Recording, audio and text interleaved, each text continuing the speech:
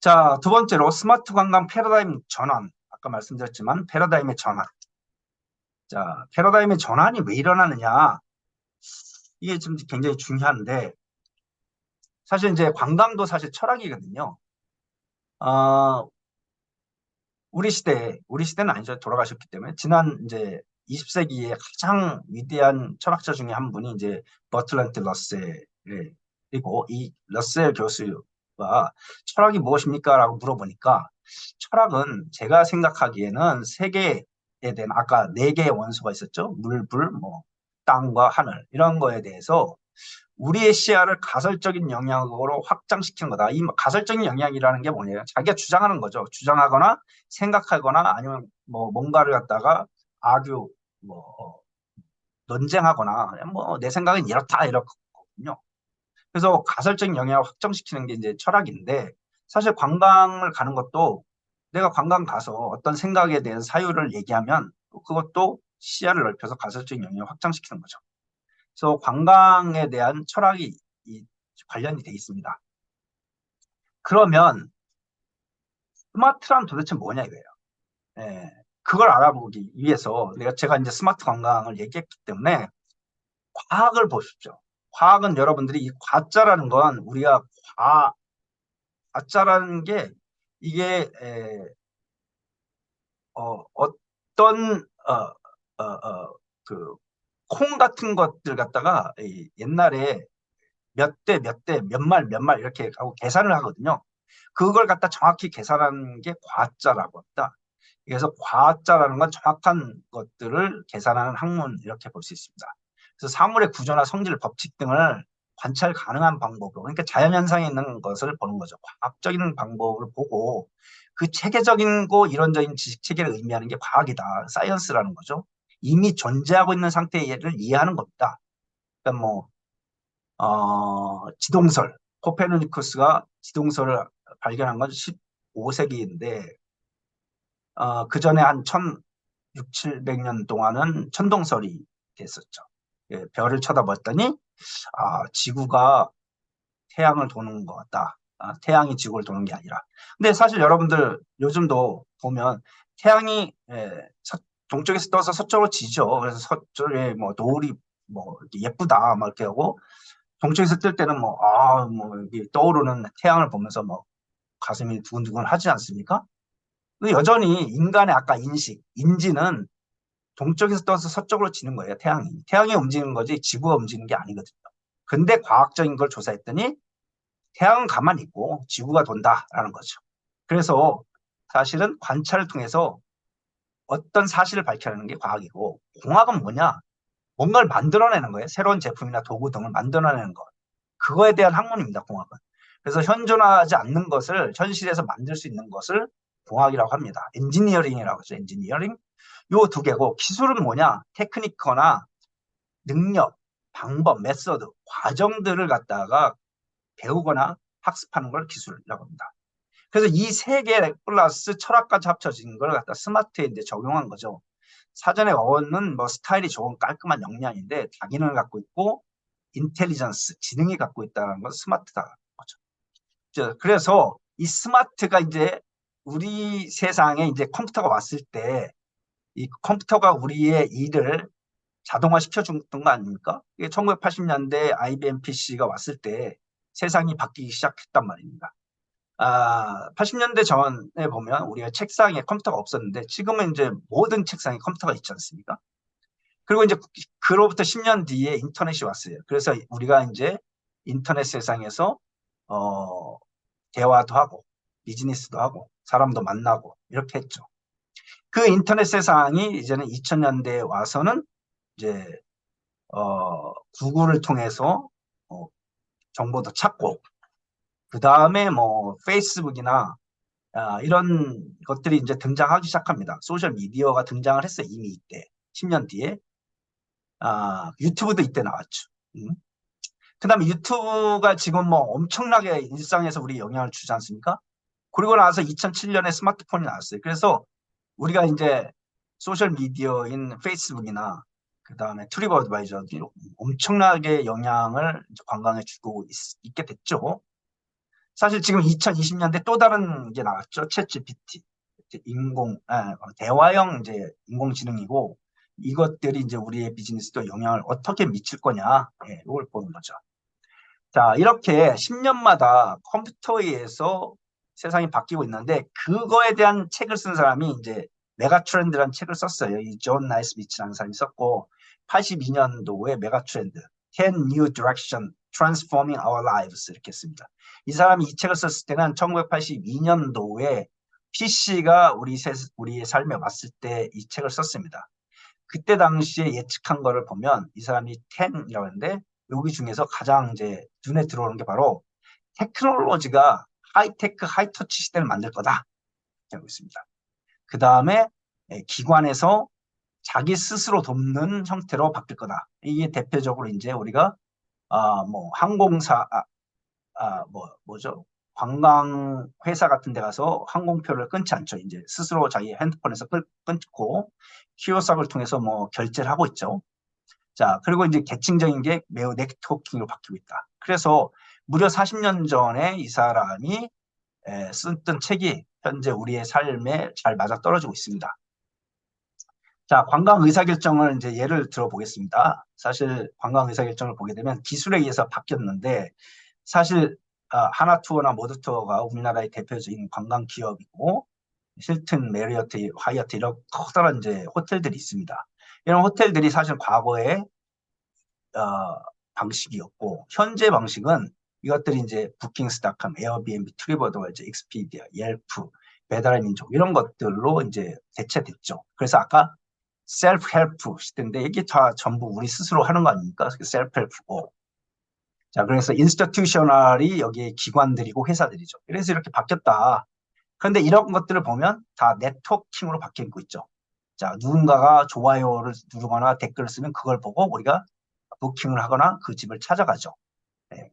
그래서 모든 것들이 디지털로 바뀌는데, 여러분들이 관광을 생각해 보세요. 떠날 때부터 도착한 호텔, 잠자는 곳까지 갔을 때 우리가 얼마나 많은 사람들을 거치는지. 옛날엔 모든 사람들을 거쳤지만 지금은 거의 거치는 게 없습니다. 예를 들면 기차나 비행기 이 정도 했을 때 스튜어디스나 승무원들 정도 만나는 거나 이렇게 됩니다. 그래서 자, 사실 어떤 상황을 알게 되는 것도 스마트폰에서 알게 되죠. 온라인 통해서. 그래서 서치를 하죠. 그 다음에 그거에 대해서 평가를 합니다. 그래서 웹사이트에서 보고 소셜미디어에 누군가의 댓글을 보고 평가를 하거나 여기 가고 싶다라는 생각이 들죠. 그러고 나면 이제 레지스터를 합니다. 앱을 통해서 레지스터 하죠. 등록하고 부킹하고 돈을 지불합니다.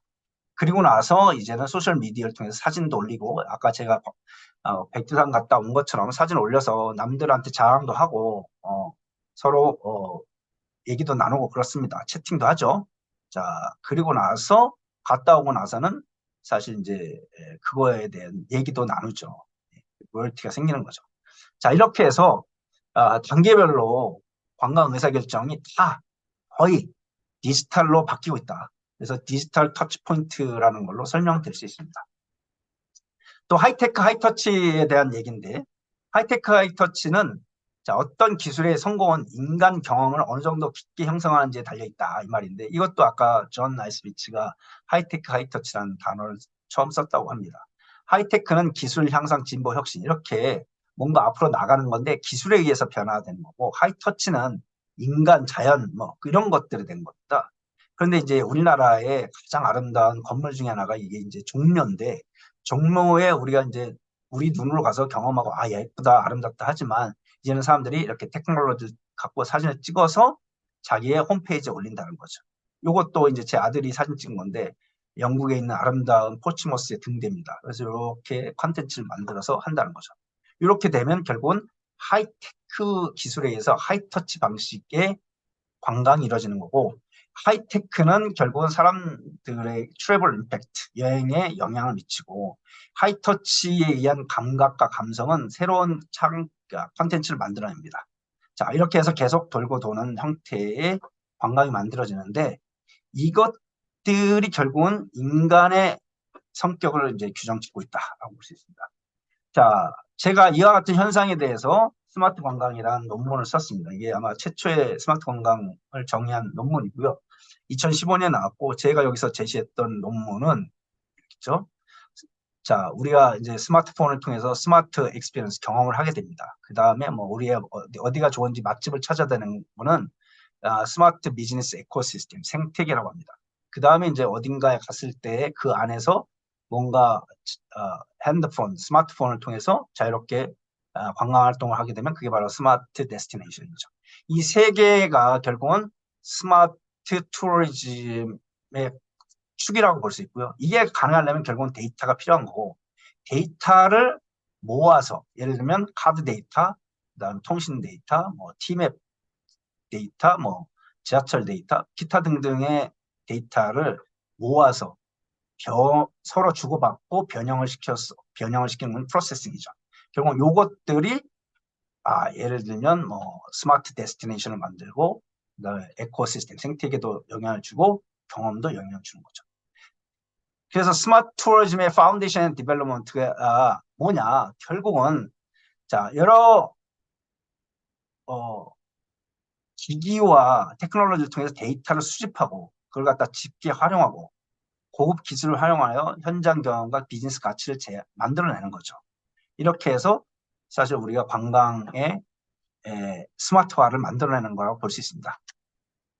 자, 스마트 관광의 계층 구조를 보게 되면 이것도 이제 제가 쓴 논문 2018년에 논문이고 여기서 스마트 투어리즘의 계층은 이렇게 이제 도시가 있으면 피지컬이에요. 물리적인 이제 층들이 있습니다. 그래서 물리적인 인프라스트럭처가 깔려야 되고 거기에 테크놀로지가 심어지는 거죠. 그래서 이렇게 이제 CCTV도 있고 와이파이도 있고 그 다음에 여기서 발생한 데이터들이 있습니다. 데이터들을 어떤 체계, 이제 법적인 체계라든지 규제 뭐 이런 것들을 만들어내고 이 규제를 통해서 이제 비즈니스가 가능해지고 비즈니스가 되면 이제 거기서 관광 경험을 얻게 되는 거죠.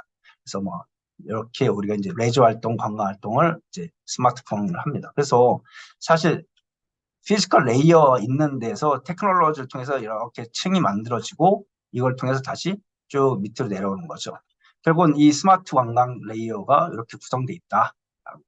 지금 이제 여기 표시는 안 돼 있지만 메타버스가 이제 등장이 되면 여기 메타버스에 이제 가상 세계가 있고 가상 세계가 이제 실제로 여기에 연결되겠죠.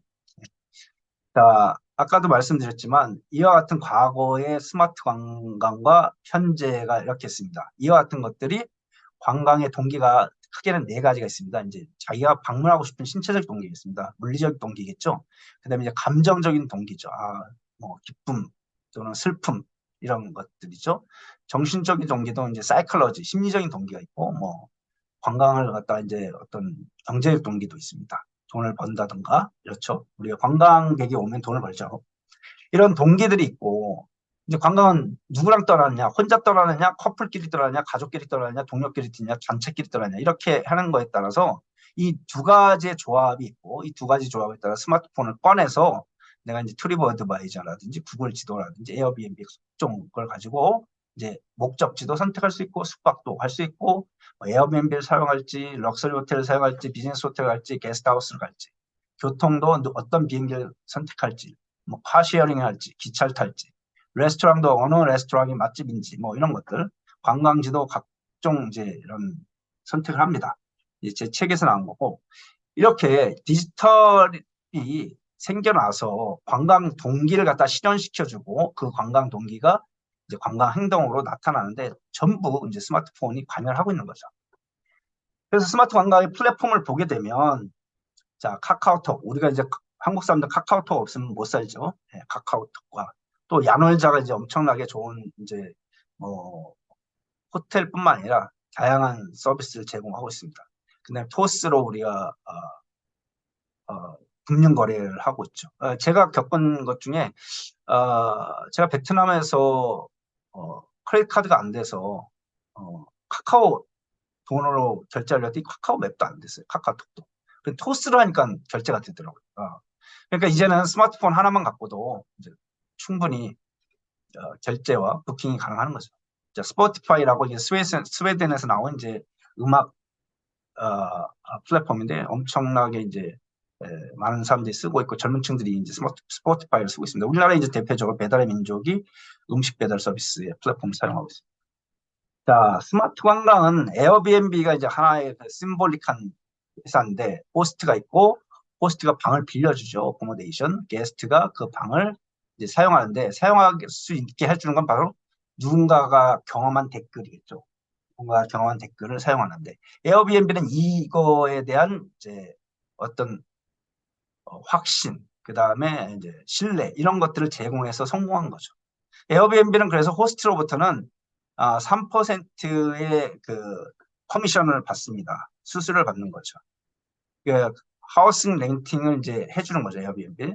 근데 에어비앤비는 거기다 대고 인슈런스나 이제 보험이겠죠. 사용료를 이제 돈을 이제 호스트가 벌 수 있도록 해주는 거고 대신 3% 받는 거고. 그다음에 이제 게스트가 에어비앤비를 사용하게 되면 여기서 이제 6에서 12%를 게스트가 돈을 에어비앤비에 냅니다. 에어비앤비는 이제 부킹을 이제 해주는 거죠. 이렇게 해서 에어비앤비에 버는 돈은 약 6에서 15%로 돈을 벌고요. 그래서 이 세 명의 플랫폼까지 해갖고 참여자들이 어떤 플랫폼 안에서 균등하게 돈을 벌기 때문에 호스트들이 계속 에어비앤비에 있고 게스트들도 계속 에어비앤비를 떠나지 않고 찾고 있습니다. 그래서 이제 플랫폼 비즈니스라는 것은 참여자들이 각자의 몫을 균등하게 가져갈 수 있는 형태로 비즈니스가 되는 거죠. 대표적으로 에어비앤비가 그걸 성공적으로 하고 있고요. 에어비앤비가 이제 체험 관광을 확대해서 이렇게 이제 음식하는 것도 이제 보여주고 이렇게 이제 사람들이 인기 있는 걸 갖다 올려서 이 사람들이 이제 호스트면서 동시에 어떤 관광 가이드 역할을 해주는 거죠. 그래서 이렇게 보면 우리가 돈을 이제 부킹하는. 이것도 하나의 스마트 관광 체험인 거죠. 아까 나이스 비치가 말한 인스티튜션에서 이걸 옛날에는 이제 관광 회사들이나 패키지 관광 회사들이 했는데 이제는 셀프 헬프, 혼자 스스로 결정하는 거죠. 근데 이게 이제 좋은지 나쁜지는 온라인 리뷰라든지 댓글을 보면 알 수 있는 거죠. 댓글에서 가볼 만하다, 적극 추천한다 하면 이제 사람들이 믿고 가는 거겠죠. 코로나 시대에 유행했던 게 마이 리얼 트립의 랜선 투어입니다. 그래서 이렇게 이제 그 바르셀로나에 살고 있는 사람이 이제 바르셀로나 시가지를 갖다가 관광시켜주면서 가이드 라이브를 해주는 거죠. 이런 것들이 제주도 라스베가스 파리 뭐 이렇게 관광 가기 전에 한번 쭉 훑어보고 가는 거고 이게 한 2만 원 정도 됩니다. 그래서 하면 괜찮습니다. 자, 스마트 관광이라는 걸 제가 이제 처음 논문을 썼는데 스마트 관광이 어디서 이루어지냐면 사실 어번 타운, 도시에서 이루어지고 있죠, 대체적으로. 그래서 이렇게 제가 논문을 썼습니다. 이게 이제 제가 21년에 쓴 논문이고 스마트 투어리즘은 결국은 테크놀로지가 서포트를 해서 투어리스틱, 관광과 어떤 거주민들의 경험을 갖다 공유시키는 거예요. 그러려면 스마트 시티가 있어야 되고요. 그 위에서 관광지, 스마트 데스티네이션이 있어야 되는 거죠. 이 두 가지가 되려면 결국은 합쳐지는 게 스마트 투어리즘 시티. 이렇게 이제 그림을 그릴 수 있습니다. 그래서 결국은 제가 주장하는 스마트 관광 도시는 일상생활과 관광활동을 동시에 즐길 수 있어야 된다. 이 컨셉을 비교했는데 스마트 시티, 스마트 데스티네이션, 스마트 투어리즘 시티가 있습니다. 대표적으로 여기는 이제 거주민들이죠. 레지던셜. 여기 이제 관광객이 되겠고, 여기는 두 가지 다 합쳐집니다. 그래서 이 스마트 시티는 결국은 삶의 질을 목표로 하고, 스마트 데스티네이션은 이제 뛰어난 관광 경험을 목적으로 하는데, 스마트 투어리즘 시티는 웰빙이 목적입니다. 오랫동안 머물면서 즐거움을 찾는 거죠. 그러니까 머물기 때문에 리퀴드 컨섬션이 가능합니다. 그래서 물이 흐르듯이 내가 거주민이 되던 잠깐 동안 머물고 있으면서도 계속 소비 활동하기 때문에 스마트 관광 도시가 중요합니다. 우리나라에 뭐 한 달 살기 뭐 그런 것들도 있고 뭐 차박 이런 것들도 다 사실은 스마트 투어리즘 시티 개념이 적용됐다고 볼 수 있습니다. 그래서 스마트 투어리즘을 제가 먼저 이제 개념화된 논문을 썼고 이게 이제 아까 설명드렸던 스마트 투어리즘의 컴포넌트들이고 그 다음에 스마트 시티가 있습니다. 스마트 시티는 결국은 인간이 도시 안에서 아주 자유롭고 행복하고 그 다음에 지능적으로 살 수 있도록 만들어 나가는 거거든요. 스마트 시티가 보면 이렇게 다양한 이제 어떻게 보면 자동화된 시스템과 인공지능 시스템, 그 다음에 지능형 시스템들이 있는데 이게 이제 합쳐져야지 스마트 관광 도시가 된다. 이 두 개 다 이제 있고 결국은 그 안에서 생태계가 돌아가야 되는데 생태계는 우리가 알고 있듯이 땅, 물, 공기, 바람 뭐 이렇게 있어야지 인간이 살아갈 수 있는 조건이 만들어지는 거고 그런 조건은 사실 비즈니스 생태계로 옮겨왔어요. 그래서 비즈니스도 마찬가지로 뭐가 되려면 각종 이제 생태계가 있어야 되죠. 그래서 제가 이제 생각하는 게 스마트 관광 생태계, 자, 스마트 투어리즘 에코시스템을 만들었습니다. 이건 제가 이제 동료들하고 쓴 논문이고요. 중요한 건 이걸 가지고 스마트 관광에 투어리스트가 있고, 투어리스트가 만약에 프라이머리 서플라이 같은 건 호텔 예를 들면, 지금 호텔은 직접 이렇게 예약을 하죠. 예. 옛날에는 그렇지 않았다 이거예요. 옛날에는 트래블 에이전트를 통해서, 트래블 오퍼레이터를 통해서 그런 걸 가지고 사람들이 호텔을 예약하거나 관광지를 호텔 체인을 통해서 이렇게 했다. 그 다음에 에어라인도 마찬가지로 이렇게 몇 단계 거쳐서 했는데 지금 이제 다이렉트로 한다 이거죠. 이게 바로 스마트 관광이고, 스마트 관광 생태계가 되려면 디지털 에코시스템이 있어야 되고, 이 디지털 에코시스템 중심은 바로 데이터를 만들어서 생성해서 제공하는 거죠. 그러니까 스마트 관광 생태계의 투어스 컨슈머가 TC입니다. TC. 그 다음에 RC는 레지던스 컨슈머입니다. 레지던스 컨슈머. 그 다음에 투어스 서플라이는 TS입니다. TS. 그 다음에 OS는 Other Industry Supplier, DMO. 이런 것들이 결국은 하나의 생태계의 구성인 거고, 그런 것들을 이렇게 모여서 커다란 생태계를 만들어졌을 때 스마트 관광이 제대로 된다는 것이죠. 제가 썼던 논문 중에 또 Application of Smart Tourism to City입니다. 그래서 이 논문이 이제 2016년에 쓰여졌던 건데, 결국 이 논문에서 나온 거는 인프라가 높은 요구가 됩니다. 그래서 결국은 스마트 관광이 되려면 도시의 인프라를 연결시켜줘야 된다라는 거죠.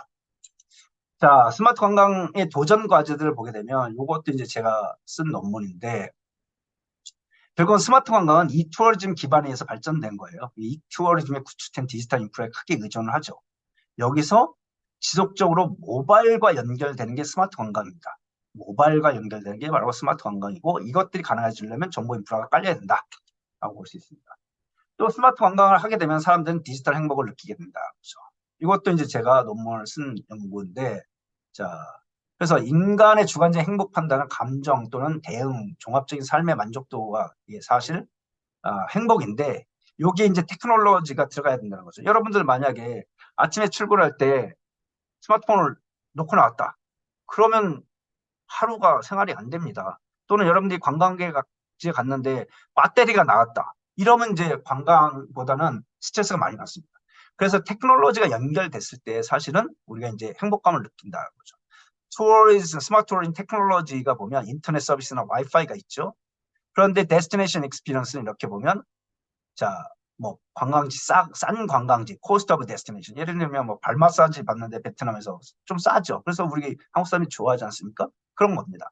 퀄리티브 투어리즘 액티비티 이런 것들이 쭉 있습니다. 그래서 관광지의 가치와 기술의 가치가 같이 합쳐지면 사실은 스마트 투어리즘 테크놀로지 서비스들이 이제 easy to access가 되거나 바로바로 대응해 주거나 개인화 서비스를 제공했을 때 사람들은 그걸 엔조이 하게 됩니다.